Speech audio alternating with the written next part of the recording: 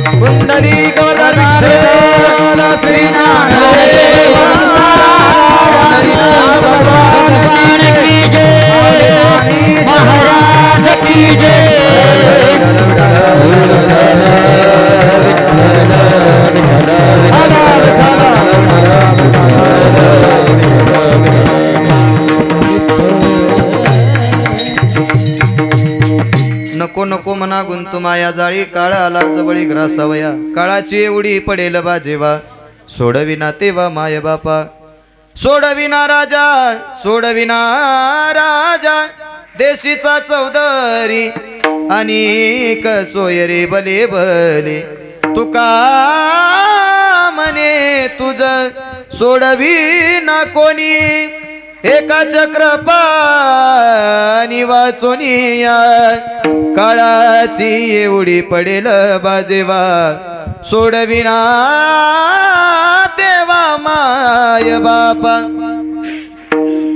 ओम नमो जय अद्यावेद प्रतिपाद्या जय जय स्वसवेद्य आत्मरूपा देवा तुची गणेशु सकलार्थमती प्रकाशु मणि निवृत्तिदास वधारी जोजी शांताकारं भुजगशयनं पद्मनाभं सुरेशं विश्वाधारं गगनसदृशं मेघवर्णं शुभांकं लक्ष्मीकान्तं कमलनयनं योगी विद्यानगम्यं वन्दे विष्णु भवभयहारणं सर्वलोकैकनाथं महायोगपीठे तटे भीमरत्यं वरं पुण्डलीकाय दातु मुनीन्द्रे समागत्य तिष्ठं तमानन्दकन्दं परब्रह्मलिंगं भजे पांडुरंगं पांडुरंगा करू प्रथम नमन दुसरे चरण संतांची त्यांच्या कृपादाने कथेचा विस्तारू बाबाजी सद्गुरुदास तुका ओम नमो ज्ञानेश्वरा करुणा दयाळा तुमचा अनुग्रह लादलो पावन झालो चराचरी सेवेलागी सेवक झालो तुमच्या लागलो निज चरणा अहो स्वामी तुक या देवा अहो स्वामी तुक या देवा मुखम करोति वाचालम पंगुम लंघयते गिरिं यत्कृपातं वंदे परमानंद माधवम प्रस्तुत प्राप्त प्रसंगी ज्या कारणानिमित्त तुम्ही आम्ही जमलो ते कार्य कारण तुम्हाला सांगायची गरज नाही. एका पित्याच्या पुण्यस्मरणानिमित्त तुम्ही आम्ही जमलो दादा. जाणं प्रत्येकाच्या नशिबाला आहे. तसा कार्यक्रमाला थोडासा उशीर झालाय, थोडासा म्हणण्यापेक्षा जास्तच झालाय. तसा आम्ही आलोय बरोबर 10च्या आधी, पण थोडासा उशीर झाला म्हणजे कीर्तन पुढे थोडंसं लांबवायचं आहे म्हणून कीर्तनाला थोडासा उशीर होणार आहे. काळजी करू नका. बरोबर मी 12:15ला कीर्तन सोडणार आहे. माझ्याकडे मोजून 45 मिनिटं शिल्लक आहेत. किती मिनिटं? 45 मिनिटं शिल्लक आहेत. 45 मिनिटांमध्ये मी तुम्हाला होईल तेवढं तुमच्या हृदयापर्यंत कीर्तन पोहोचवण्याचा मी प्रयत्न करणार आहे. फक्त लक्षपूर्वक कीर्तनाला बसा. विठाल विठाल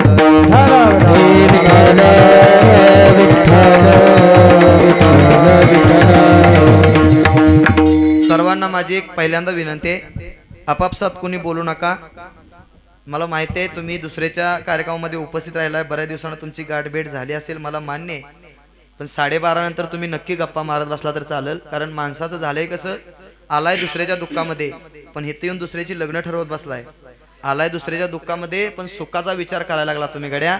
कदाचित दुसऱ्याच्या दुःखामध्ये आला तर त्या दुःखामध्ये थोडंसं तरी सामील व्हायला शिका. माणूस म्हणून जन्माला आला तर माणसानं माणसासारखं वागावं, म्हणून माणसात आल्यानंतर माणसानं माणसासारखं बसावं. ह्या सगळ्या गोष्टीचा विचार करा आणि कीर्तन सेवेला सुरुवात. विठाल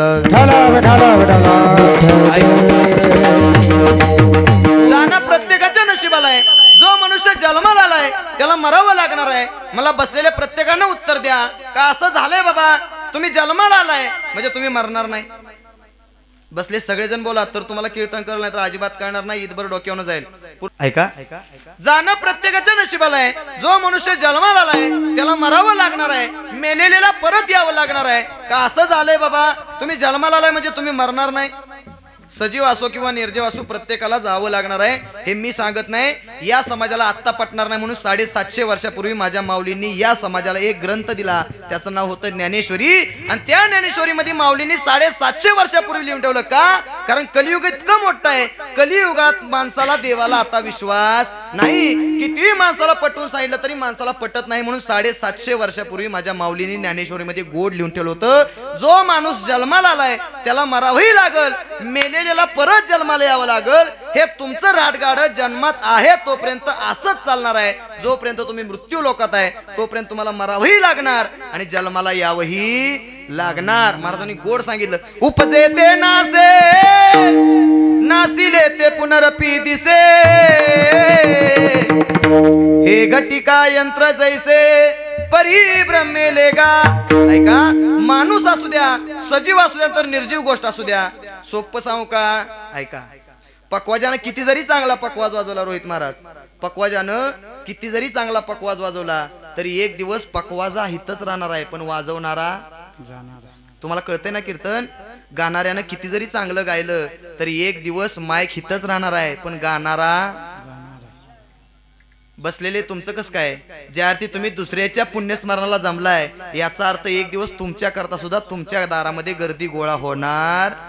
तुम्ही म्हणसाल तू आमच्यापर्यंत पोहोचलास गाड्या, खरं आहे, पण तू कंबर आवळून तू आम्हाला सांगतोय म्हणजे तू काय संत नाहीस. म्हणजे ज्या अर्थी तू दुसऱ्याचं कीर्तन करतोय याचा अर्थ तुझ्याही पाठीमागं तू गेल्यानंतर पाठीमागं कीर्तन होणार आहे. मरण प्रत्येकाला आहे. विनाकर्यानं किती जरी विना चांगला गळ्यात घेतला असला तरी विना हा चिरंतर आहे, जास्त दिवस टिकू शकतो, पण विना घेणारा एक दिवस.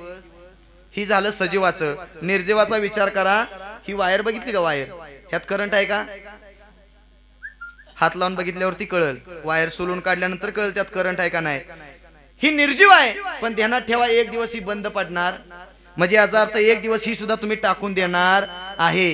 कितीही चांगला पडदा तुम्ही घातला, कितीही चांगला पडदा घातला तरी एक दिवस तो पडदा फाटणार. पण फाटलेला पडदा तुम्ही शिवून ठेवचाल, पण किती दिवस शिवून राहणार आहे? एक दिवस तो पडदा सुद्धा, सजीव गोष्ट असू द्या नाहीतर निर्जीव गोष्ट असू द्या, प्रत्येक माणसाला जावं लागणार आहे. पण महाराज गोड सांगतात असं जाऊ नका. कारण काय झालं महाराज, तसं बघायला गेलं तर माणसाला 1,00,000 वर्ष आयुष्य दिलं. किती वर्ष? 1,00,000 वर्ष माणसाला आयुष्य होतं. देवाला वाटलं आता तरी माणसा जवळ येत्याल, पण तरीही माणसं देवाच्या जवळ आली नाहीत म्हणून देवानं त्यातलं एक शून्य काढला. माणसाला आयुष्य किती राहिलं? किती राहिलं? 10,000 वर्षाचं आयुष्य माणसाला दिलं. 10,000 वर्ष दिले, त्यातला बी देवाने एक शून्य काढून घेतला. किती वर्षाचं माणसाला आयुष्य राहिलं? 1,000 वर्षाचं आयुष्य राहिलं. 1,000तला बी देवानं शून्य काढून घेतला. माणसाला आयुष्य किती राहिलं? सगळेजण बोला बसलेले.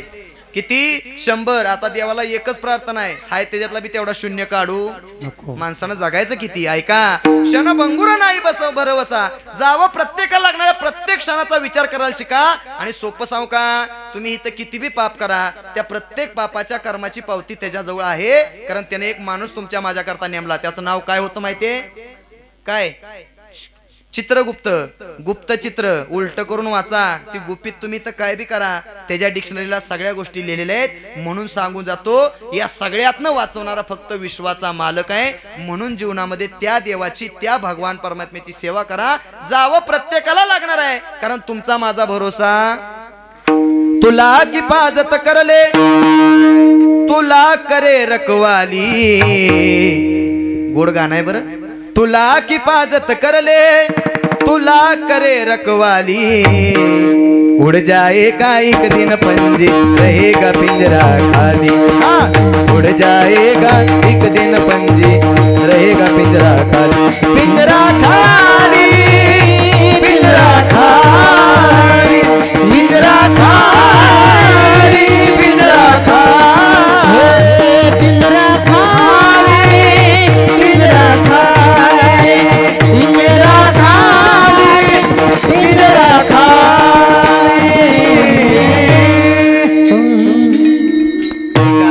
अजून गोड एक गाणं आहे, कुठलं माहितीये? ऐका. अरे तुझा ना भरोसा ना माझा भरोसा, जग हे कुणाचे सांग भल्या मानसा. कधी लागे, कधी लागे,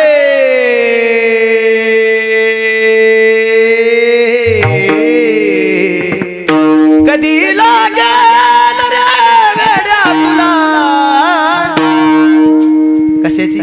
गोडिया बागाची. कधी लागेल रे वेड्या तुला, गोडिया बागाची. कधी लागेल रे वेड्या तुला, गोडिया बागाची. कधी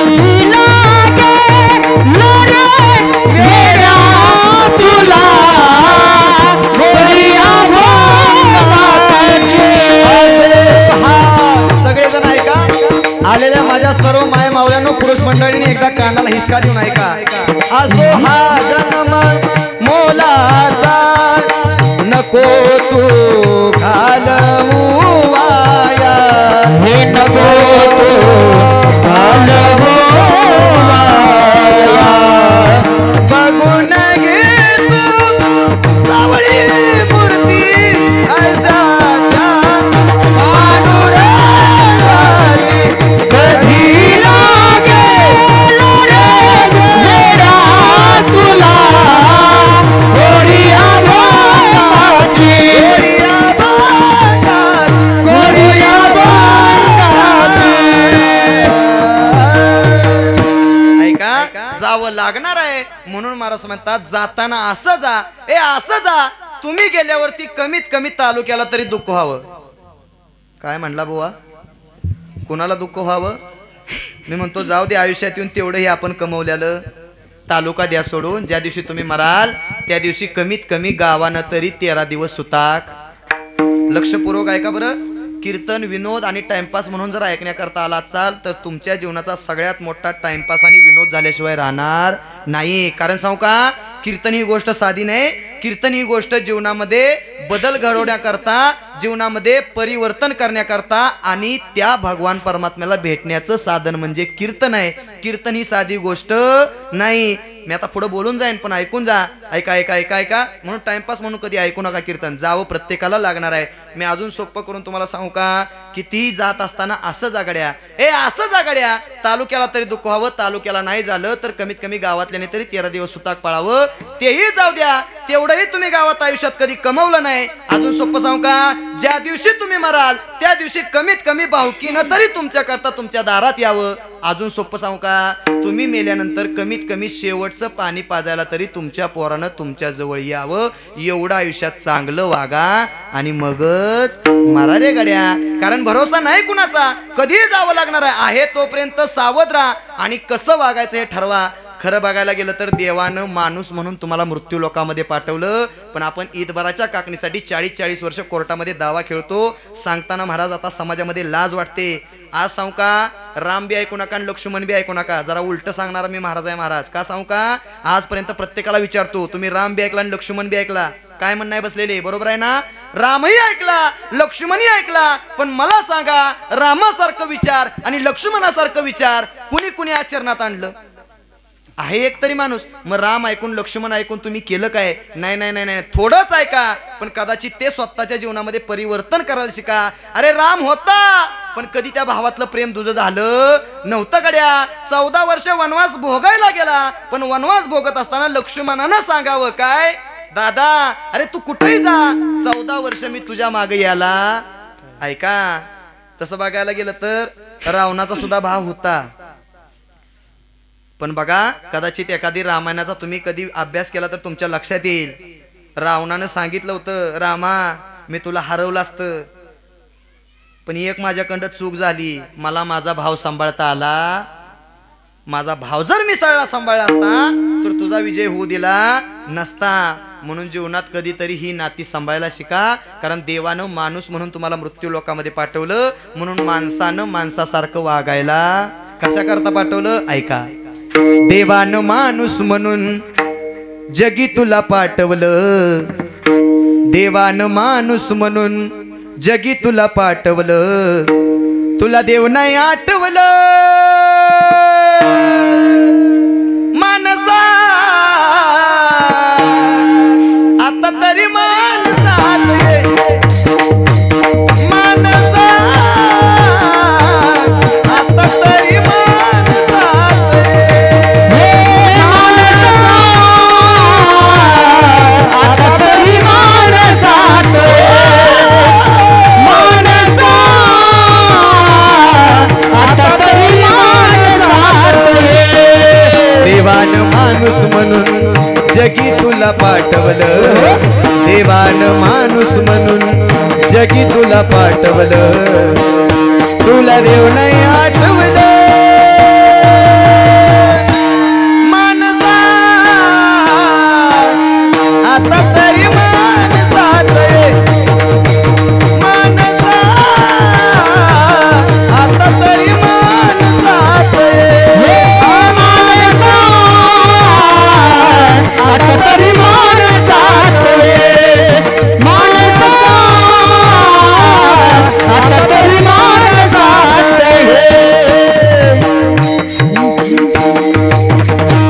मला एवढंच तुम्हाला सांगायचं होतं. अरे जात असताना असं जा, असं जा, गेल्यानंतर वैर्यानं सुद्धा म्हणावं, गड्या वाईट वाईट झालं, एवढं आयुष्यात चांगलं जगा मग मरा. मी एवढं सगळं का सांगितलं महाराज, याच्या पाठीमागं कारण आहे. कारण ज्यांच्या तुम्ही पुण्यस्मरणामित्त जमला, हे कीर्तन भजन कुणाच्या बी दारात होत नाही. का सांगू का, नाकाच्या शेंड्यापासून टकल्यापर्यंत गंध लावणार बरंच आहेत. आयुष्यभर परमार्थ केला, रोज भजनामध्ये टाळ वाजवला, पण ती मेल्यानंतर पाठीमागं टाळ वाजला. माझ्या पदरचं प्रमाण सांगत नाही, तुका मने होता ठेवा तो या भावा सापडला, भाग्यवंता घरी भजन पूजन त्याची वाट पाहे रघुनंदन. पूर्वजन्मीचं पुण्य असावं लागतं, त्यावेळेस नुसतं पाठीमागं आपल्या दारात टाळ वाजत्यात. कदाचित कैलासवासी सदाशिव संदीपान कदम. ऐका, या दादांच्या प्रथम पुण्यस्मरणाला कीर्तन आणि भजन होते, म्हणजे खऱ्या अर्थानं यांचं जाणं सुद्धा निश्चित चांगलं होतं. तसं बरीच माणसं म्हणतात जन्माला येणं सुद्धा चांगलं असावं, जन्माला येणं सुद्धा चांगलं असावं. तुम्ही आम्ही जन्माला आलो, गावातली 2-4 माणसं मेली, ही तुमचा माझा जन्म आहे. पण लक्षपूर्वक ऐका, माणसाचा जसा जन्म आहे तसं तुकोबराय म्हणतात जाणं सुद्धा माणसाचं चांगलं पाहिजे. का? कारण शेवट तो भला माझा बहु गोड झाला. आज दादा इथून निघून गेले, काय म्हणतोय त्यांना? दादाच म्हणतोय, काय म्हणतोय? बापू. बापू निघून गेले, पण गेल्यानंतर सुद्धा पाठीमागं टाळ भजन कीर्तन त्यांच्याकरता होतं ना, सगळ्यात मोठं पुण्य आहे गड्या. मी बऱ्याच वेळा सांगत असतो महाराज, भजनात सुद्धा बरीच माणसं असतात, पण पाठीमागं त्यांच्या कधी टाळ वाजत नाही. आज बापू निघून गेले, पण खऱ्या अर्थाने ते गेल्यानंतर सुद्धा त्यांचा शेवट कसा झाला? कीर्तनानं, भजनानं, अन्नदानानं झाला. आता बऱ्याच माणसांनी प्रश्न पडेल, महाराज मग कीर्तन भजनच का ठेवायचं? दुसरं ठेवलं तर नाही का चालणार? लक्षपूर्वक आहे का, कीर्तन भजन ठेवायचं याच्या पाठीमागे एकच उद्दिष्ट आहे, गेलेला आत्मा मुक्त होण्याकरता त्याच्या जीवनामध्ये जर पाप पुण्य करत असताना जर पुण्याचा वाटा कमी पडत असेल तर ते पुण्य कमवण्याकरता मृत्यू लोकांमध्ये त्यांच्या मुलांनी पाठीमागं वर्ष श्राद्धाला कीर्तन भजन अन्नदान वस्त्रदान करायचं. या जर गोष्टी पाठीमागं केल्या तर ते पुण्य कुठं मिळतं? कुठं मिळतं? स्वर्गात मिळतं. कुठं मिळतं? बसलेले स्वर्गात मिळतं. एक शिकलेलं उठलं मला म्हटलं, महाराज हित केलेलं पुण्य वर कसं काय मिळतं? लक्षात ठेवा, मुंबईच्या बँकेत टाकलेलं पैसे जर तासगावच्या खानापूरच्या बँकेत निघत असतील तर हित केलेलं पुण्य निश्चित वर भेटणार आहे. फक्त तुम्ही पाठीमागं ते गोष्टी केल्या पाहिजेत. म्हणून बापूंचं जाणं झालं आणि त्या निमित्तानं पाठीमागं कीर्तनाचा भजनाचा 1 दिवसाचा गोड असा कार्यक्रम ठेवण्याचं नियोजन रचलं. ऐका, लक्षपूर्वक ऐका, मी जास्त तुम्हाला तत्वज्ञान सांगायला आलेलो नाही गड्या, पण जाता जाता एवढं सांगून जाईन, जीवनामध्ये 2 गोष्टीची सेवा करा. अरे नाही भगवंताची सेवा करता आली तर जीवनामध्ये अशी 2 माणसं तुमच्या घरामध्ये पाठवली, त्यांचं नाव आहे एक आई आणि 2 बाप. या 2 माणसाची जिवंतपणे सेवा करा. कारण सांगू का, अरे नाही देवाला जाता आलं तर नका जाऊ. तुकोबरायांची गोड प्रमाणे आहेत, माय बापे केवळ काशी तेने न जावे तीर्थाशी, तुका म्हणे माय बापे अवघी देवाचीच रूपे. तुकोबरायांनी गोड सांगावं म्हणून एक सांगून जातो, अरे ज्याला बी पंढरपूरला जायला जमत नाही त्या पंढरपूरला सुद्धा जायची गरज नाही. कारण सांगून जातो, त्या विश्वाच्या मालकानं तुमच्या घरात 2 माणसं पाठवली, त्यांचं नाव आहे एक आई आणि 2 बाप. जिवंतपणे त्यांची सेवा करा. या समाजाचा महाराज मला राग येतो. का राग येतो याचं कारण सांगून जातो. तुमच्याकडे तिसरा असतो ना, धोंडेवाडीकर, तिसरा असतो ना तुमच्याकडं. ऐका, तिसऱ्याला माणसं काय काय नेत्यात तो मसन वाट्यात. लक्षपूर्वक ऐका, मी टाइमपास तुम्हाला सांगत नाही. काय काय नेता तुम्ही तिसऱ्या दिवशी? आयुष्यात त्या म्हाताऱ्यानं जी गोष्ट बघितली नाही ती सुद्धा गोष्ट मसन वाट्यात त्या दिवशी हजर असते. ऐका, लक्षपूर्वक ऐका, माझा बोलण्याचा थोडा तुम्हाला राग येईल. अरे मेल्यानंतर तिसऱ्या दिवशी नुसता निवदा करता तिथं देण्यापेक्षा अरे जिवंत आहे तोपर्यंत त्यांच्या मुखात घाला. मरता क्षणी तुम्हाला चांगला आशीर्वाद देऊन मेल्याशिवाय राहणार. अरे पाठीमागं रडण्यापेक्षा आहे तोपर्यंत जीवन त्यांची सेवा करा. ऐका, नुसतं कीर्तन वाढून उपयोगाचं नाही, बुवा बी वाढून उपयोगाचं नाही. तुमच्या प्रत्येकाला माहिती आहे इथं पाठीमागं एक गाव आहे. कोणतं गाव माहिती आहे ना? मुही नावाचं गाव आहे. आणि मुही सारख्या गावामध्ये तुमच्या जवळच एक वृद्धाश्रम खोलला गड्या. इतकी सांगण्यासारखी दुर्दैवाची गोष्ट आहे. काळ कुठं गेला म्हणून सांगून जातो. नुसता परमार्थ कामाचा नाही आहे, सेवा केल्याशिवाय आता तुम्हाला मेवा मिळणार नाही. म्हणून जीवनात एकच गोष्ट करा गड्या. ऐका ऐका ऐका, सांगून जातो. ही दोन माणसं आहेत ना, तुम्हाला आयुष्यात परत कधीच मिळणार नाहीत गड्या. जोपर्यंत जिवंत आहेत ना तोपर्यंत त्यांची सेवा करा. बाप गेल्यानंतर बापाची किंमत कळते, आई गेल्यानंतर आईची किंमत कळते. आहे तोपर्यंत त्या गोष्टीची बोलू नका हो, बोलू नका. मी मगाशीच आलेल्या सांगितलं, मला सगळ्याला माहिती आहे तुम्ही बऱ्याच दिवसातून भेटला गड्या, पण हे कीर्तन इतकं अवघड आहे ना. हा दुःखाचा प्रसंग असतो. कसं उभा करायचं असतं हे वक्त्याचं सगळ्यात मोठं मरण आहे. थोडंसं मला साथ द्या, जास्त वेळ मी तुमचा घेणार नाही. ऐका, जोपर्यंत जिवंत आहेत ना तोपर्यंत सेवा करा. तो पंढरीचा पांडुरंग परमात्मा आजही 28 युग झालं कटेवरती उभा आहे ना. तुमच्या माझ्या सेवेसाठी नाही आला गड्या. कुणासाठी आला होता माहिती आहे?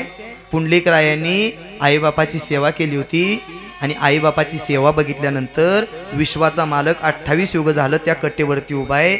आजही त्याचं पाय दुखत्यात का विचारायला तुम्ही आम्ही गेलो. नाही रे गड्या, पण 28 युग झालं तो तुमच्या माझ्या सेवेसाठी आलाच, पण पुंडलिक रायांनी आईबापाची सेवा केली म्हणून 28 युग झालं तो तिथं उभा आहे. त्या देवाला जाऊन एकदा विचारा, अरे दिवाळीचा सण होता, दिवाळीचा सण, प्रत्येकाच्या घरात दिवे लागले होते, प्रत्येकाच्या घरामध्ये प्रत्येकाची आई आपल्या लेकराला आंघोळ घालत होती. नामदेवरायांनी विचारावं, ए आई, अगं तू मला चोळून म्हणून आंघोळ घालते, पण विश्वाच्या मालकाला कुणी आंघोळ घातली का? आईनं म्हणावं, नामा अरे जा ना, अरे जा एकदा विचारून तर ये, देवाला आंघोळ घातली का? नामदेवरायांनी पळत जावं आणि रावळामध्ये देवाला बघावं. देव ढसा ढसा ढसा रडत होता. देव रडणारा बघितला. नामदेवरायांनी विचारावं, ए देवा, अरे रडतोस का? तू तरी या सृष्टीचा मालक आहे, जनित आहेस, प्रत्येक गोष्ट तुझ्या सत्तेशिवाय चालत नाही, मग तू रडतोस का? चल घरला, आईनं तुला आंघोळीला बोलवलं. त्यावेळेस देवाच्या डोळ्यातनं गळकन पाणी आलं आणि देवानं नामदेवरायांना सांगावं, ए देवा, आज मी रडतोय ना, याचं एकमेव कारण फक्त मी तुला आई देऊ शकलो रे. या सृष्टीतल्या प्रत्येक लेकराला आई बाप देण्याची ताकद माझ्यामध्ये आहे रे, पण मी आज रडतो याचं कारण नामा एकच आहे, माझे आई बाप मी घडवू शकलो नाही, म्हणून सगळ्यात मोठा या दुनियेतला मी भिकारी माणूस आहे. माझं वाक्य नाही, एका कविकारानं गोडलेले, स्वामी तिन्ही जगाचा आई विना भिकारी, स्वामी तिन्ही जगाचा आई विना भिकारी. म्हणून सांगू का, अरे जोपर्यंत जिवंत आहेत ना तोपर्यंत त्यांची सेवा करा, मेल्यानंतर डोळ्यातनं हसू येण्यासारखा रडू नका रे गड्या, पण सांगून जातो ऐकून जा, आहे तोपर्यंत जिवंत त्यांची सेवा करा. एक सांगू का, आज या तिन्ही, आज एक लेकरू या जगातनं सोडून गेलं, सगळ्यात मोठी दुर्दैवाची गोष्ट आहे. कारण सांगू, जिवंतपणी बाप असताना सुद्धा स्वतःचं लेकरू जाणं म्हणजे सगळ्यात मोठा बापावरती मनावरती झालेला घात आहे गड्या. आजही 2 लेकरं पाठीमागं आहेत.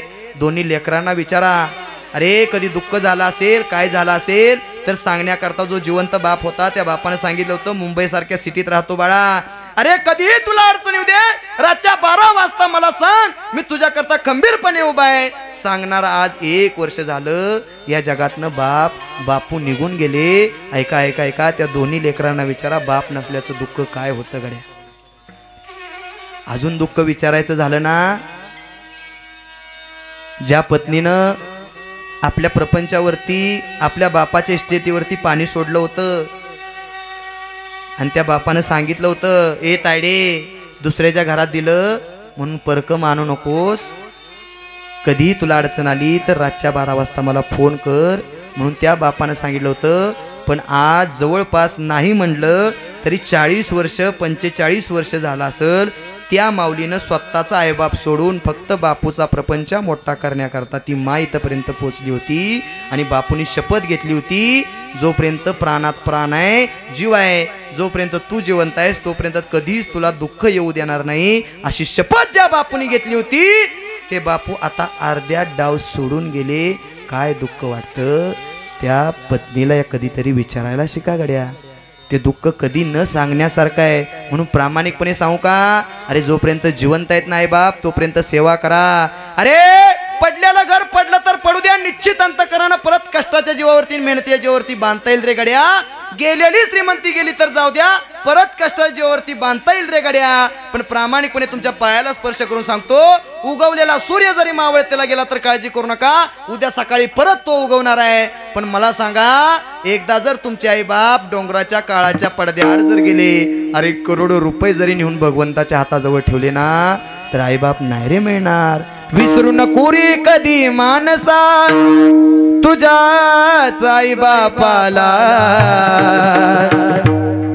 काया झिजवून तुझ्या शिरावर धरली सुखाची छाया रे वेड्या, मिळणार नाही पुन्हा आई बापाची माया, मिळणार नाही पुन्हा आई बापाची माया, मिळणार नाही पुन्हा आई बापाची माया, मिळणार नाही पुन्हा आई बापाची माया. तुला मिळेल बंगला गाडी, शेतीवाडी मोटर गाडी, आई बाप मिळणार नाही ही जाण राहू दे थोडी आई बाप मिळणार नाही हे जाण राहू दे थोडी म्हातारपणी त्या आई बापाला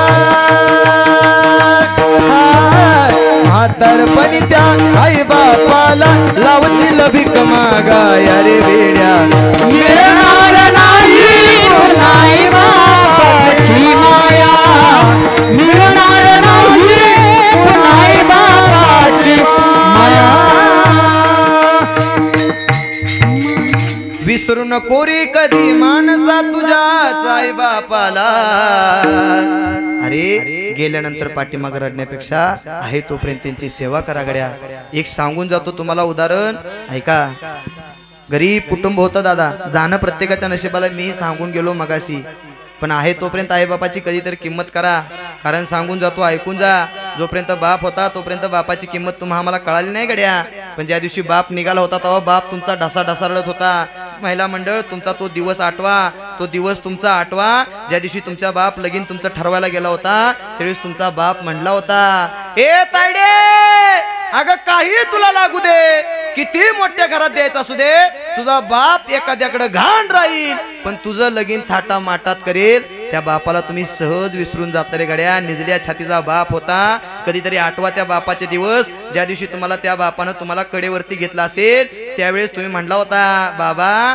जत्रत आता मला दिसत नाही त्यावेळेस बापानं तुम्हाला कडेवरनं खांद्यावरती घेतलं होतं त्याच बाजारात ज्या दिवशी तुमचा बाप तुम्हाला घेऊन गेला होता ना त्या दिवशी त्या बापाच्या खिशात 20 रुपये होतं आणि तुम्ही म्हणला होता बाबा इथं मला जत्रात घेऊन आला ना तर 10 रुपयाचे आईस्क्रीम द्या बापाची सुद्धा इच्छा होती वरच्या राहिलेल्या 10 रुपयामध्ये आपण आईस्क्रीम खावं पण बापाला मनामध्ये प्रश्न पडला अजून आपल्याला अख्खा दिवस फक्त 10 रुपयावरती काढायचा आहे माझ्या लेकीनं तायडीनं जर कधी काय मागितलं तर तिला नाही मी म्हणू शकत नाही म्हणून स्वतःच्या बापानं स्वतःचं मरण केलं होतं पण तुमच्या माझ्यासाठी रात्रंदिवस जो झिजला होता ना त्याचं नाव बाप होतं गड्या कसा झिजला होता माहितीये चंदना परी झिजला घामामध्ये भिजला घरच्या सुखासाठी बाप उपाशी का निजला होती कष्टाची जाणीव आपोआप होते आठवण बाई अनवाणी चालताना काटा टोचता येई कळ बाप माझा सुखाचा आगर कष्टातून नवीन संसार म्हणजे गोड त्या कवीने सांगितलं बरं लक्ष पडो काय सांगितलं हे आ म्हणजे ईश्वर अरे बापा विना जग हे सारे आहे रे नश्वर नको कसला भेद माझ्या जीवास वाटे खेद शिवशक्ती एक नाद महिमा पुराण ते वेद तिवेद बाप माझा सुखाचा आगर कष्टातून फुलविला संसार फुलविला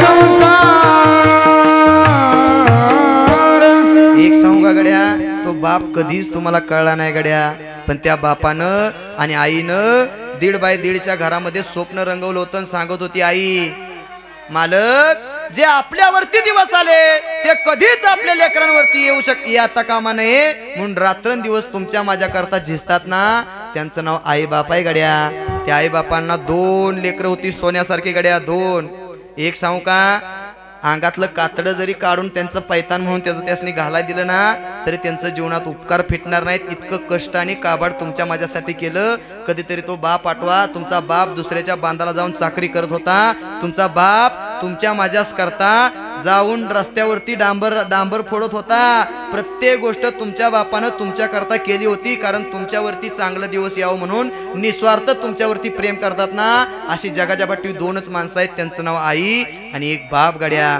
ऐका ऐका ऐका ही दोन माणसं ज्या दिवशी जीवनातून जातात ना त्या दिवशी या जगात तुम्हाला चांगलं म्हणणारी माणसं संपली. कारण चांगलं म्हणणारी तुमचं प्रत्येक गोष्टीत सुख दुःख बघणारी फक्त जगाच्या पाठीव ही दोन माणसं आहेत. अरे किती तुमचं पोरग दारूड असू द्या, गावात दारू पिऊन गटरात पडू द्या, अख्खं गाव सांगत असतं ए अगं तुझं पोरग दारू पिऊन गटरात पडलंय. आई सांगत असती प्याचच नाही. ती कुणाचं आहे? ती कुणाचं आहे? माझं आहे. अख्ख्या गावानं म्हातारीला उचलली आणि गटरीच्या शेजार आणली. आईनं पदर काढला, डोळ्यातनं पाणी आलतं. आईनं पदरानं पाणी पुसलं आणि आई म्हटली बाळ्या पांग फेडलाच गाड्या तू माझा गावात राहून. तरी बी त्या लेकराची आई होती. त्या आईनं पाठीमागनं कंबर खवली, पदर खवला आणि सांगितलं ए ती पेल्याला माझं आहे. आज पेलय तसं ती पियत नाही, आज पेलय पण कुणाच्या तरी संगतीनं पेला असेल, नाही तर ती तसं प्याचं नाही रे गड्या. निस्वार्थ तुमच्यावरती जी प्रेम करते ना ती तुमच्या माझ्या प्रत्येकाची आई असते रे गड्या, बाप असतो. ऐका एक दृष्टांत तुम्हाला 5 ते 10 मिनिटांमध्ये सांगून जातो, ऐकून जा. गरीब कुटुंब असतं. कधी देवानं गरिबी एखाद्याला देऊ नये गड्या, कारण गरिबी वाईट असते. गरिबी सारखं या जगात दुसरं दुःख कुठलंच नाही. गरीब कुटुंब होतं. रोज नवरा बायको दुसऱ्याच्या बांधाला जायची, चाकरी करायची. गोड अशी 2 पोरं होती. पोरांना सांगितलं होतं ए बाळ्या अरे लागल एवढा पैसा देतो, फक्त तुम्ही कष्ट करा, तुम्ही रोज शाळेमध्ये जा आणि शिका, लागल एवढा पैसा देतो. रोज पोरं जाय शाळेत. पोरं लहानाची मोठी होत होत होत होत 5वी 6वी 7वी 8वी 9वी 10वी सारख्या वर्गामध्ये पोचली. 12वी सुद्धा झाली. पोरांच्या ध्यानात आलं रोज आमचे आईबाप कामाला जातात, काबड कष्ट करतात, आता त्यांना त्रास देणं चुकीचं आहे. म्हणून पोरांनी बापाला सांगावं बाबा आजपासून तुम्ही कामाला जाऊ नका, आजपासून आम्ही कामाला जाणार, तुम्ही बसून खायचं. त्यावेळेस आईबापाने सांगितलं गड्या जे आमच्यावरती दिवस येतील तेच तुमच्यावरती दिवस राहतील, शिकून थोडंसं मोठं व्हा, चांगल्या पगाराची नोकरी कमवा. आईबापाने सांगितलं तुम्ही शिका. पोरं पुढच्या वर्गाला पाठवली. फर्स्ट इयर सेकंड इयर झालं. लास्ट वर्षाची फी जरा जास्त होती म्हणून आईबापाला सांगितलं बाबा या वर्षाची फी खूप आहे, नाही तुम्हाला पेलणार. पण तो बाप होता हो, कधीच कुठल्या गोष्टीला कमी पडला नाही. मला सांगा बघा मी मगाशी तुम्हाला बोलून गेलो, ज्या दिवशी तुमचं लगीन ठरलं होतं ना त्या दिवशी बापाच्या खिशात रुपया बी नव्हता. बघा ऐका, प्रत्येकानं प्रत्येकाचा बाप आठवा, ती परिस्थिती आठवा. त्या बापाच्या खिशात रुपया बी नव्हता, पण बापाला माहित होतं माझ्या पुरीचं लग्न थाटा माटात होणार. हा सगळ्यात मोठा विश्वास जर कोणाचा होता ना तर तो तुमच्या बापाचा होता. त्या बापाला तुम्ही सहज विसरता. ऐका ऐका ऐका, त्या बापाला माहित होतं मी माझ्या पोराची शेवटच्या वर्षाची फी भरणार. बाप रोज जायचा, दुसऱ्याच्यात कष्ट करायचे, दोघंही नवरा बायको जायचे. वरीसभर काम केलं, 1 रुपया शेठची कंड घेतला नाही. आणि 1 वर्षानंतर बाळ्याचा फोन आला आणि सांगितलं बाबा आता मला शेवटच्या वर्षीची फी भरायची, पैसे देऊ नाही म्हणू नका, पैसे तेवढे पाठवा. बाप म्हणला काळजी करू नकोस, आत्ता शेठजीकडे जातो, लागल एवढं पैसे घेऊन येतो. बाप गेला, बाप शेठजीकडे गेला आणि शेठजीकडे बाप गेला. आणि गेल्यानंतर शेठजीला सांगितलं शेठजी माझ्या पोराची लास्टच्या वर्षाची फी भरायची आहे, पैसे तेवढं द्या. त्यावेळी शेठजी म्हणाला तुला 2 महिने अगोदर सांगता नाही का आलं, जर तुला पैसेच पाहिजेत तर उद्यापासून कामावर सुद्धा येऊ नको. जी मोठी माणसं असतात ना ती कधीच गरीबाच्या कामाला येत नसतात, म्हणून ती मोठी झालेली माणसं असतात रे गड्या. ऐका ऐका ऐका, शेठजीनं पैसे दिले नाहीत, बाप धडकन खाली पडला. आता मी माझ्या पोरांना नाही शिकू शकत, जे स्वप्न बघितलं होतं ते माझं अधुरं राहणार. रडणारा नवरा आपल्या पत्नीनं बघितला आणि विचारलं मालक काय झालं, रडता का तुम्ही?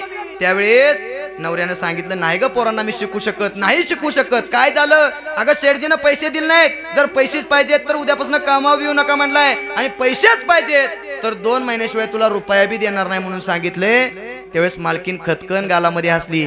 पुरुष मंडळी आल्या प्रत्येक माझ्या बापाला सांगून जातो तुम्ही हात उचलताना तिच्यावरती कधीतरी विचार करत जा.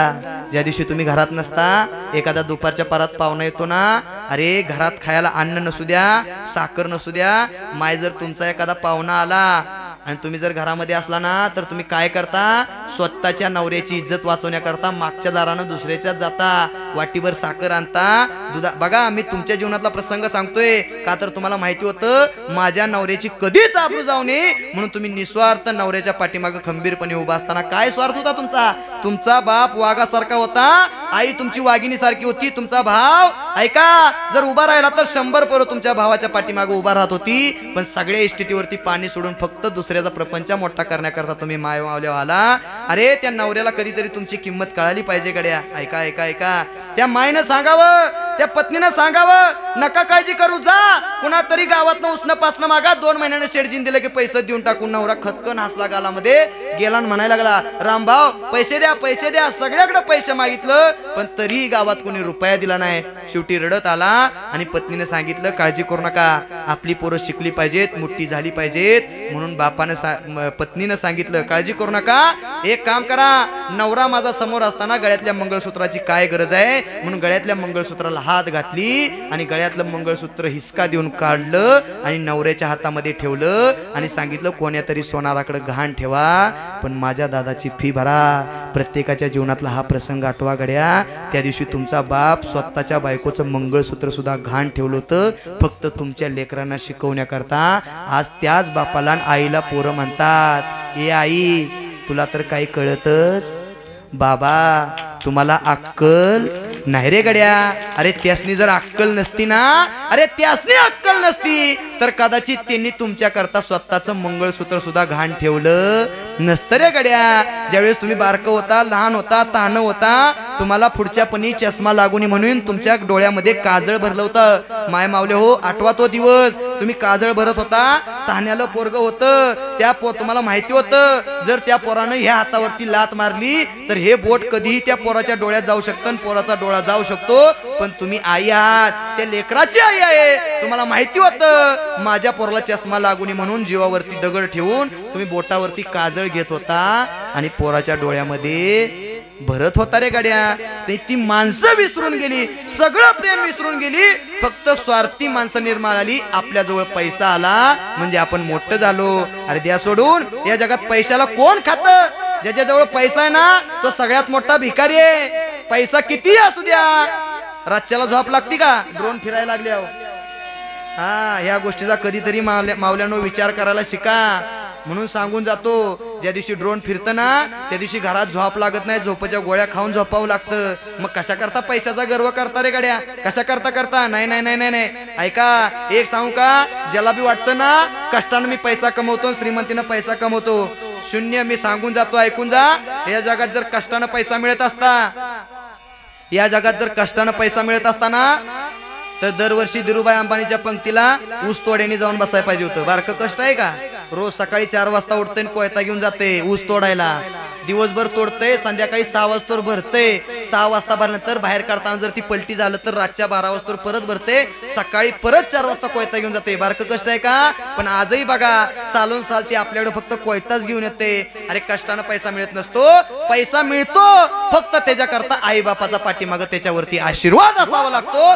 कारण सांगून जातो ऐकून जा ज्या दिवशी आई बापाचा आशीर्वाद असतो त्या दिवशी 33 कोटी देवांना सुद्धा तुमच्या आई बापाच्या पायावरती नतमस्तक व्हावं लागतं इतकी ताकद तुमच्या मायबापामध्ये आहे अजून सोपं सांगू का दुसऱ्याचं बॅनर लावण्यापेक्षा ज्या दिवशी तुमच्या बापाला 75 पूर्ण होईल 70 पूर्ण होईल ना त्या दिवशी तुमच्या बापाचा मोठा गावात बॅनर लावा अरे बापाला अभिमान वाटल ज्या लेकराला मी जन्माला घातलं ना ती लेकरू खरंच लगा माझा आहे कारण सांगू का माणसं इतकी स्वार्थी झाली दुसऱ्याचं बॅनर लावत्याल पण स्वतःच्या बापाचा बॅनर कधीच लावणार नाही इतकी दुनिया बेमान आहे गड्या आई बापाला न समजणारी बापाची दुनिया आहे म्हणून सांगून जातो काही करू नका कोणत्या तीर्थाला जाऊ नका ज्या दिवशी तुमचा बाप 70 वर्षाचा होईल ना 70 कणकीचे दिवे करा आणि 70 कणकीचे दिवे केल्यानंतर ते दिवे एका परातीत घ्या आणि स्वतःच्या बापाला ओवळा अरे विश्वाच्या मालकाला सुद्धा तुमच्या दारात पाणी भरायला यावं लागेल इतकी त्या बापामध्ये मायेमध्ये ताकद आहे पण तुमचं झालंय कसं देव तुमच्या घरात आहे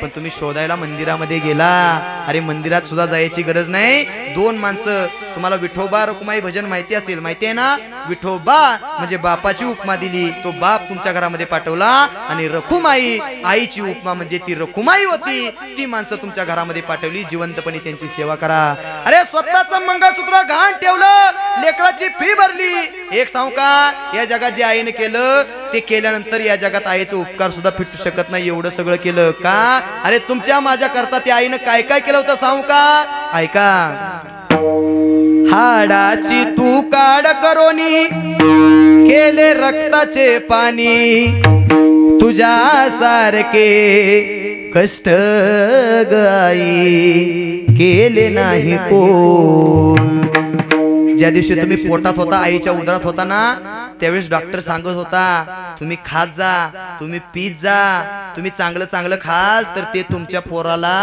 अजून सोपं सांगू का? अरे तुम्हाला आईनं जन्म दिला होता, जन्म देत असताना तुम्ही तिच्या उदरामध्ये होता, त्यावेळेस तुम्हाला जी हाडं तयार झाली ना, आतली हाडं, महाराजांनी गोड सांगितले, ती हाडं तयार झाली ना, आतली शरीरातली हाडं, ती हाडं तुमची पाठीमागं तशी शिल्लक होती. तुम्ही मेला पण तुमची राख झाली, पण त्या हाडाची राख झाली कारण त्या मायनं तुम्हाला उदरामध्ये ती गोष्ट दिली होती. गड्या काय काय दिलं होतं सांगू का? ऐका. हाडाची तू काढ करोनी केले रक्ताचे पाणी, तुझ्यासारखे कष्ट गाई केले नाही कोणी. माझ्याची मुकल्या कानाला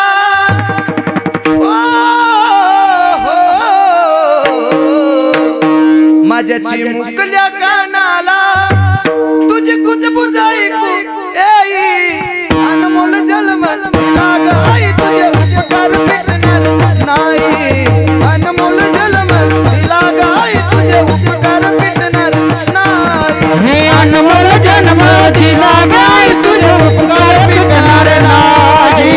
अनमोल जन्म दिला गाय तुझे उपकार भेटणार नाही. शाळेतून घरी येताना उशीर मजला होई, गल्लो गल्ली वाट पाहते तू ग माझ्या.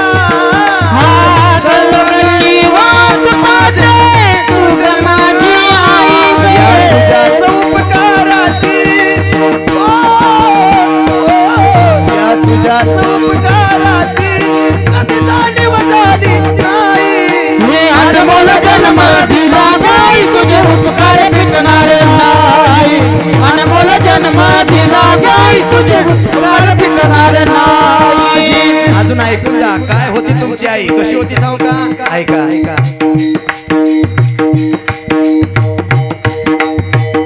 तू कितनी अच्छी है, तू कितनी भोली है, प्यारी प्यारी है. ओ माँ, ओ माँ, ओ माँ, प्यारी माँ. तू कितनी अच्छी है, तू कितनी भोली है, प्यारी प्यारी है. ओ माँ, प्यारी माँ, ओ माँ, प्यारी माँ. ऐकून जा. अजून तुमची आई सांगून जातो, आठवा ती तुमची आई काय होती. ममता के मंदिर की है तू सबसे प्यारी मूरत. ममता के मंदिर की है तू सबसे प्यारी मूरत. भगवान नजर आता है जब देखे तेरी सूरत. जब जब दुनिया में आए ये बंधन तो प्यार का बंधन है, जन्मों का संगम है. ये बंधन तो प्यार का बंधन है, जन्मों का एक संगम है.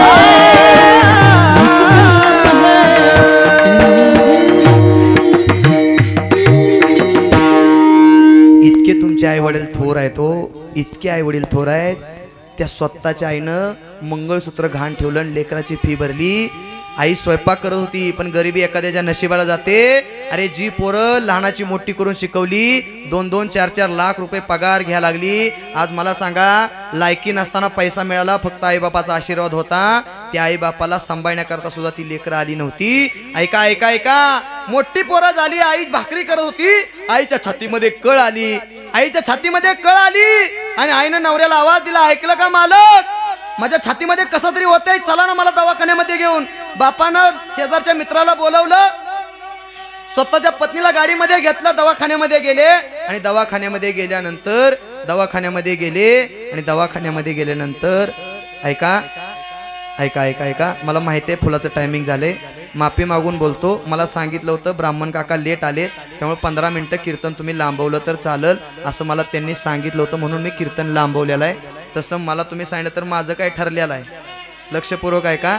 पण मला एक तुम्ही ऐकताय सगळेजण तेवढ्या ऐका 5-10 मिनिटं पुढे झाली तर काही फरक पडत नाही पण एखाद्या आईबापाच्या डोळ्यातनं जर पाणी यायचं बंद झालं एखादा जरी माणूस सुधारला ना या कीर्तनातून तर सगळ्यात मोठी श्रद्धांजली या बापूंना जाणार आहे सांगून जातो ऐकून जा ऐका ऐका ऐका घरात पैसे लय झाल्यात या घरात पैसे लय आहेत म्हणून कीर्तन ठेवलेलं नाही या कीर्तनातनं एका जरी आईबापाचं एखाद्या जरी लेकराचं डोळं उघडलं तर त्या आईबापाला वृद्धाश्रमाची वाट कधी बघावी लागणार नाही रे गड्या हे परिवर्तन कीर्तनाचं आहे म्हणून थोडंसं कीर्तन ऐकाय शिका काय थोडंसं पुढं मागं झालं तर चालेल ना नाही ना काय अडचण एक 5-10 मिनिटात संपवतो काय अडचण नाही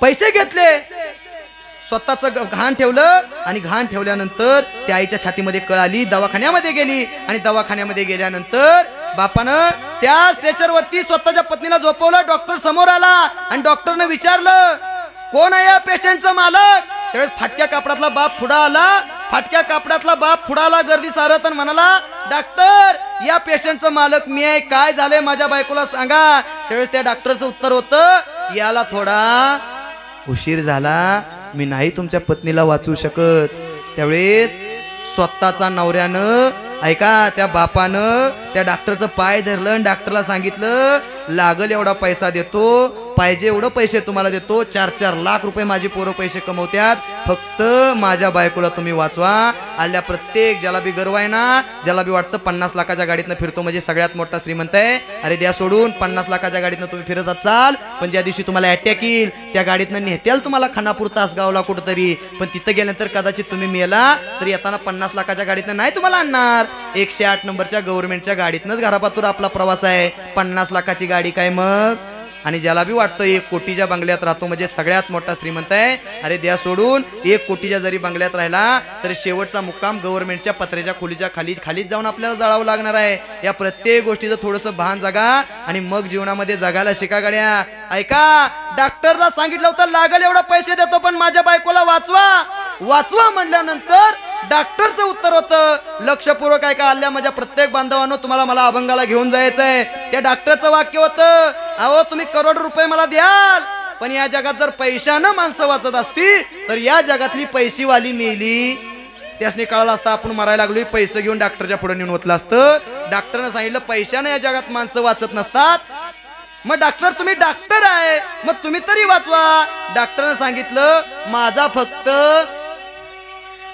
फक्त प्रयत्न आहे या जगात जर डॉक्टरकडं माणसं वाचत असती तर या जगात डॉक्टरवाली मेलीच नसती कारण त्यासनी कळलं असतं आपण मारायला लागलोय कणाकण इंजेक्शन खुपून घेतली असती महाराज सांगतात या जगात डॉक्टर बी वाचू शकत नाही आणि कोणीच वाचू शकत नाही वाचवणारा फक्त एकच माणूस आहे तो तुमच्या गावामध्ये आत मंदिरात बसलाय कधीतरी त्याचा एकदा विचार करा तो विश्वाचा मालक आतमध्ये बसलाय ना तोच तुम्हाला मला सोडणार आहे महाराजांनी अभंगाच्या शेवटच्या चरणात सांगितलं तुका म्हणे तुझं सोडविना कोणी एका चक्रपाणी वाचोनिया तुम्हा आम्हाला सोडवणारा फक्त तोच आहे या जगाच्या पाठीवर दुसरं कोणी सोडवू शकत नाही म्हणून महाराजांनी अभंगाच्या शेवटच्या चरणामध्ये सांगितलं सेवेला घेतलेल्या तुका म्हणे तुझं सोडविना कोणी एका चक्रपाणी वाचोनिया सगळं झालं पत्नीचं स्वतःच्या पत्नीचं प्रेत उचललं गेलं बाप बाहेर आला बापानं फोन काढला आणि बापानं फोन लावला आपल्या लेकराला पोरांनो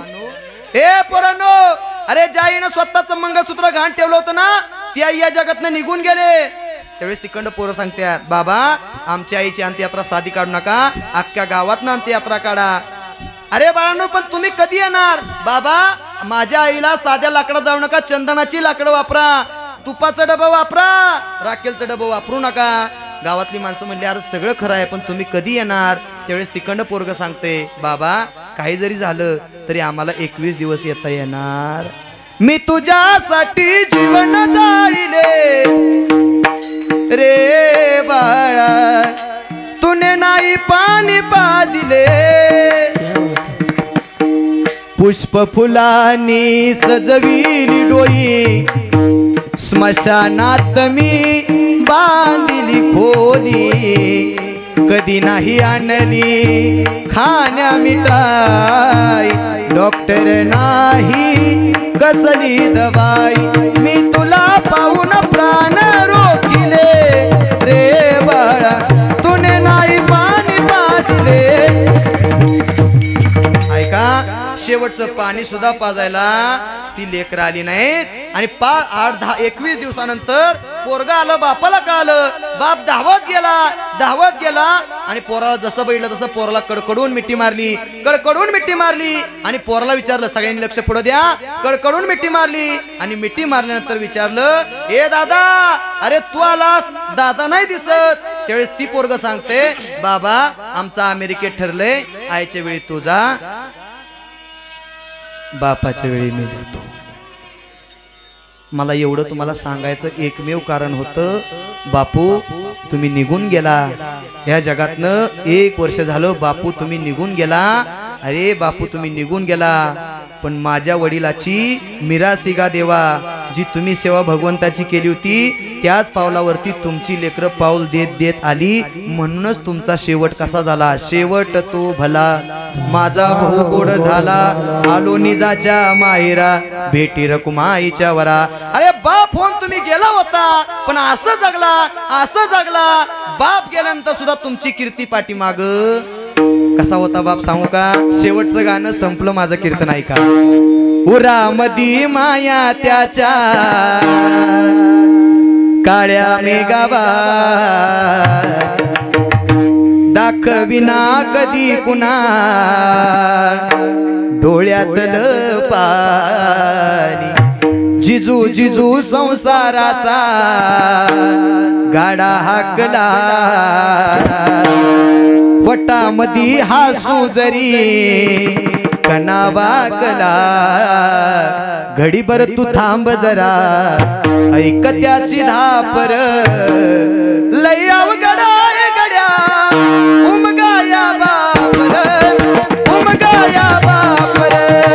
लय अवघडा गड्या उमगाया बाप रे, उमगाया बाप रे. त्याच्या फटक्या सदऱ्याला कशी टिकळा जोडलेली, उभ्या आयुष्याला त्यानं कशी कातर लावलेली. माझ्या डोळ्यातली आसव कोणी मायेनं पुसताना, वरी हुंगा का दाटतोया गोष्ट बापाची सांगताना, वरी हुंगा का दाटतोया गोष्ट बापाची सांगताना.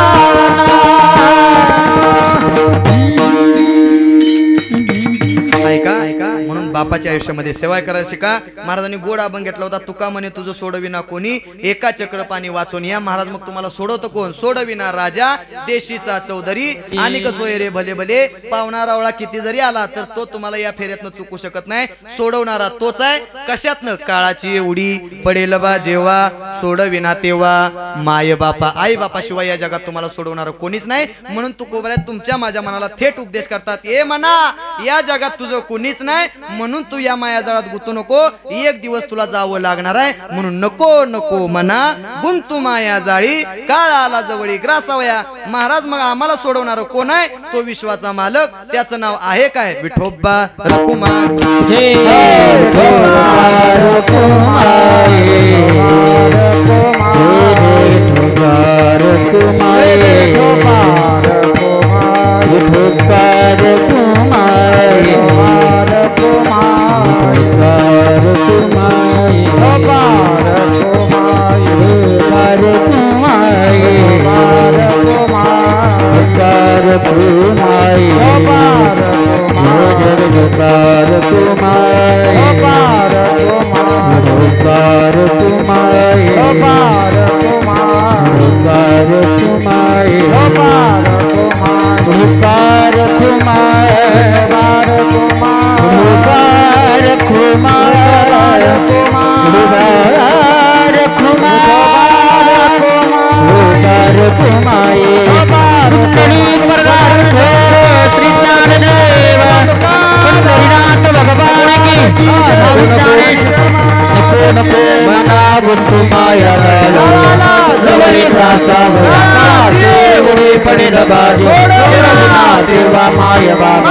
ज्ञानेश्वर माऊली, ज्ञानराज माऊली गुबारा, महाराज ज्ञानेश्वर माऊली, ज्ञानराज माऊली गुबारा, हे ज्ञानेश्वर माऊली, ज्ञानराज माऊली.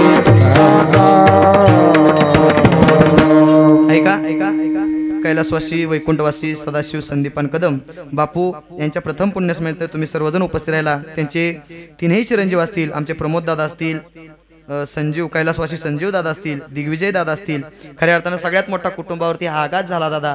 एवढ्या कमी वयामध्ये सुद्धा जाणं, पाठीमागं आपली लेकरं, या सगळ्या गोष्टी असतात, या सगळ्यावरती सुद्धा पण एका भावाचा दर्जा म्हणून निस्वार्थ प्रेम करणारे हे कुटुंब होतं। त्यांच्या पाठीमागं त्यांच्या पत्नी आहेत कमल सदाशिव कदम। ऐका, भगवान परमेश्वरांनी एकच प्रार्थना करतो, हे देवा कधीच या कुटुंबाला कधीच दुःखाचा लवलेश लागून देऊ नको, हे कुटुंब सतत आनंदात नांदावं एवढीच फक्त देवाचरणी प्रार्थना करतो। आज बापूंचं जाणं झालं, सगळ्यात मोठं दुःख या घरावरती पोहोचलेलं आहे, पण खऱ्या अर्थाने या दुःखातनं सावरणारा फक्त जगाचा बालक आहे। म्हणून एकच सांगून जातो, ऐकून जा, तुमच्या पाठीमागं ज्या दिवशी आता तुमचे वडील तर नाही आहेत, पण खऱ्या अर्थानं वडिलांच्या पाठीमागं आजही तुमची जिवंत पाठीमागं आई आहे। ऐकून जा, ज्या बापानं स्वप्न धरलं होतं मी पाठीमागं आयुष्यभर माझ्या पत्नीला कधीच दुःखामध्ये बघणार नाही, ऐका तेच लेकरांनो मी तुम्हाला आता सांगून जातो दोन्ही दादांना, कधी आईच्या डोळ्यामध्ये आश्रू आणून देऊ नका। जगाचा बाप सुद्धा तुमच्या दारात पाणी भरायल्याशिवाय राहणार नाही, इतकी ताकद त्या माय माऊलीमध्ये। जोपर्यंत जिवंत आहे तोपर्यंत सेवा करा, मेल्यानंतर पाठीमागे रडण्यापेक्षा आहे तोपर्यंत सेवा करा। हसत हसत माय तुमच्यापासून गेल्यानंतर तुम्हाला दुःख कधी वाटणार नाही रे गड्या, एवढीच फक्त तुमच्याजवळ प्रार्थना करतो। आणि याच ठिकाणी कीर्तन सेवेला पूर्ण विराम देत असताना गोड अशी तुम्हाला मुलं दिसत आहेत ना, मी मगाशी सांगून गेलो, ऐकून जा, कडेगाव या ठिकाणी गोड अशी संस्था आहे, ज्ञानमंत्र वारकरी शिक्षण संस्था, गुरुवारी हरिभक्तपरायण गणेशजी महाराज डांगे। ऐकून जा, एकही रुपया तिथं कोणाचा घेतला नाही, राहणं खाणं जेवण सगळं फ्री मध्ये केलं जातं। यात कोणाला आई नाही, कोणाला वडील नाही, कोणाची परिस्थिती गरीब आहे, अशी गोर गरीबाची पोरं यात शिकतात। मी मगाशी सांगून गेलो, ज्याला आई बाप नाही ना त्याला आई बापाची किंमत विचारा। तुम्हा आम्हाला आई बाप आहे म्हणून तुम्हा आम्हाला आई बापाची किंमत नाही रे गड्या। कधीतरी यांचंही दुःख विचारात घ्या, आणि अजून दुःख विचारत असेल तर मुही नावाचं इथं तुमचं गाव आहे, या त्या वृद्धाश्रमामध्ये जा, तिथले आई बाप तुम्हाला सांगतील आमची पोरं क्लास 1 अधिकारी आहेत, क्लास 1 ऑफिसर आहेत, त्यांच्याकडे दुःख बघितलं तर तुम्हाला वाटेल आपण सुखी आहो गड्या। ऐका म्हणून ही संस्काराची शिदोरी पाठीमागं तुमच्या लेकरांना द्यायला शिका, एवढीच सगळ्यात मोठी श्रद्धांजली बापूंच्या चरणी वाहतो। त्याचबरोबर ज्यांनी गोड गायण्यास केले आमचे निखिल महाराज, मच्छिंद्र महाराज असतील, ज्यांनी गोड पकवाजवला संगम महाराज, आणि ज्यांच्या निमित्त इथे येण्याचा योग आला त्यांचा परिचय तुम्हाला देण्याची गरज नाही। महाराष्ट्रातील सुप्रसिद्ध असे कीर्तनकार, आमच्या खानापूर तालुक्याचं वैभव, सांगली जिल्ह्याचं वैभव, परमार्थिक वैभव, गेले 7 ते 8 वर्ष झालं तुमच्या गावामध्ये सेवेकरता असतात, ते आमचे परम मित्र हरिभक्तपरायण रोहितजी महाराज माळी यांचा मला फोन आला, म्हणले महाराज असा कीर्तनाचा कार्यक्रम आहे, करावा लागेल। म्हटलं ठीक आहे, महाराजांच्याही चरणादर्शन घेतो, त्यांच्या निमित्त येण्याचा योग आला। त्याचबरोबर इथं आल्यानंतर कळालं बापूही अमरापूरचे सर्व मंडळी आहेत, त्यांचे पाहुणे सर्व इथं उपस्थित राहिले, त्यांचेही चरणादर्शन घेतो।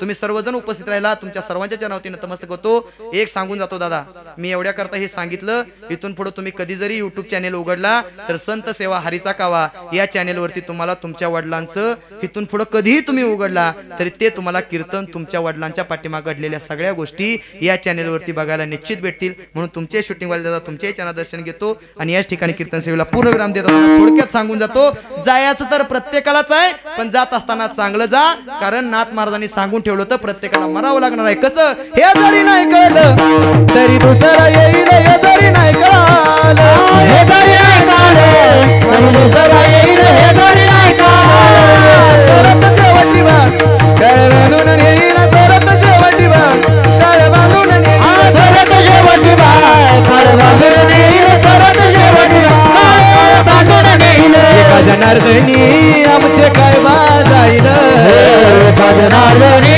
आमचे काय बाजाईल, पिंगळा पिंगळा पिंगळा पिंगळा माधवारी, बोली बोली तो देखा पिंगळा माधवारी, पिंगळा माधवारी, बोली बोली तो देखा पिंगळा माधवारी।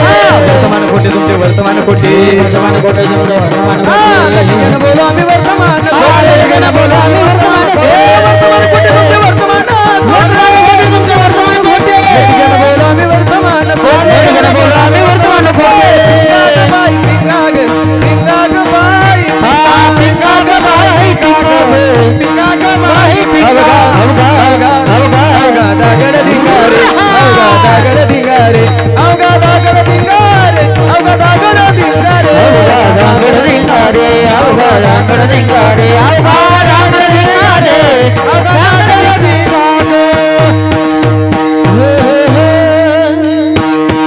महाराज मला म्हणतात पुढं म्हणा, पण टाइम झाले, माणसं लय मारतील, दगड घेऊन उभा आहे, म्हणतील तुझं उरक बाबा बाद झाला, आता कवर आता तू करतो। ऐका, महाराजांना एवढं प्रमाण मी का दिलं ऐकून जा, हे जरी नाही कळलं, महाराजांनी गोड सांगितलं तरी दुसरा येईल हे जरी नाही कळालं सरत शेवटी बा काळ बांधून नेईल सरत शेवटी बा महाराजांनी गोड सांगितलं एका जनार्दनी आमचं कायच जाणार नाही पण काळ तुम्हाला हो बांधून नेणार हाय मग आता तुम्ही कसं जगायचे तुमचं तुम्ही ठरवा आणि माणूस म्हणून जन्माला आला एकच घेऊन जा संदेश सगळ्यात मोठी श्रद्धांजली वाहतो आणि सांगून जातो एकच माणसानं माणसासारखं वागायला शिका नाती सांभाळायला शिका मेल्यानंतर पैसा धनदौलत येणार नाही जीवनात कमवलेली फक्त माणसंच तुमच्यासोबत पाठीमागं तुमचं नाव काढतील ही श्रद्धांजली वाहतून याच ठिकाणी कीर्तन सेवेला पूर्ण विराम तुकाराम तुकाराम तुकाराम तुकाराम तुकाराम तुकाराम तुकाराम तुकाराम विठ्ठल जय जय विठ्ठल जय विठ्ठल जय जय विठ्ठल विठ्ठल जय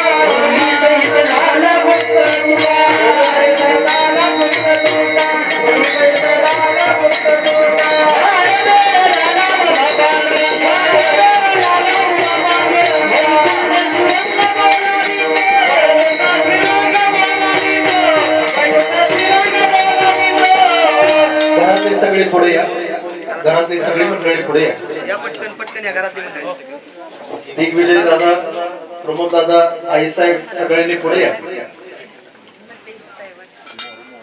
कुटुंबातील सगळे मंडळी पुढे या